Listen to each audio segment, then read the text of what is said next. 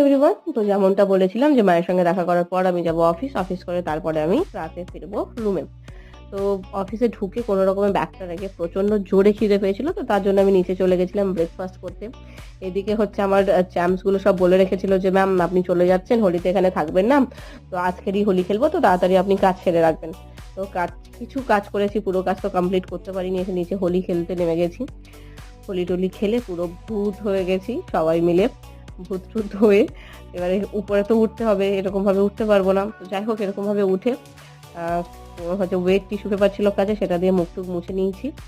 তারপরে হচ্ছে কাজ টাজ কমপ্লিট করে আবার হচ্ছে রুমে গেছিলাম। রুমে যাওয়ার পথে মার্কেট ছিল, মার্কেট থেকে নিয়েছিলাম চিকেন। প্রচন্ড চিকেন খেতে ইচ্ছে করছিল, তো চিকেনের ওই গরম গরম পাতলা ঝোল দিয়ে আমার গরম গরম ভাত দারুণ লাগে, তো সেটা হচ্ছে খেয়েছি রাতে।